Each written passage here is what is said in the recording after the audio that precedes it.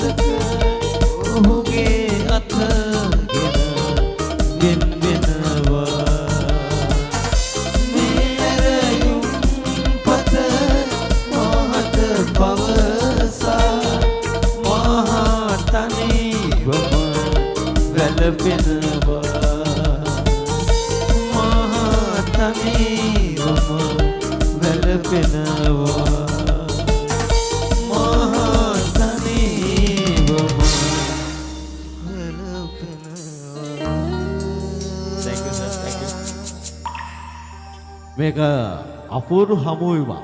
ඒ සිදුවීම මොකද විජයයේ මේ ගුරුතුමෙක් සමා වෙන්න ඕන අයියා කිව්වා. අසෙල සමා වෙන්න ඕනේ. විජය බණ්ඩාර වැලිතුඩුව.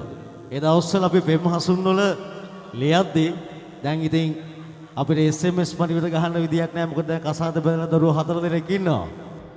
ඒකයි. අර සාමාන්‍ය සිරාන් චන්දර කියනවා වගේ. හරි. විජය අයියා අපේ ප්‍රවීණ ගායන ශිල්පියාණන්. හැබැයි විතක මට හිතන්න කාරණාවක් තියෙනවා. අර වර්තමානයේ යන රැල්ලත් එක්ක ඔබතුමාලා ප්‍රසංග වල ඉන්නවා. හැබැයි ඒ දවස්වල කඩාගෙන හැමතැන හම්බ වෙන්නේ නැහැ. හැබැයි ඒ ගී හඬ කවදාකවත් අපිට අමතක වෙන්නේ නැහැ කියන කාරණා සාක්ෂියක් විදිහට ශ්‍රී බාලි උත්සව ශාලාවේ ඉන්න හැමෝම පොඩියක් ගහනවා නම් සාක්ෂියක් දරනවා ඒකට. බොහොම ස්තුතියි ඩෑන් බණ්ඩාර වැලිතුඩුව. ඉතින් බොහොම හමුවක්. ඉතින් බොහොම ස්තුතියි පුතේ. තාත්තික ඉදිරියට කරගෙන යන්න ඕන. එවනම් අභියෝගා අද බොහොම ලස්සන දෙයක් කළා. මේක පුතේ නැති වෙන්නේ නැහැ කිසි විටකවත්. එවනම් අපි දාපනීය නිවේදන ශිල්පියක් වුණ මගේ මිත්‍රයා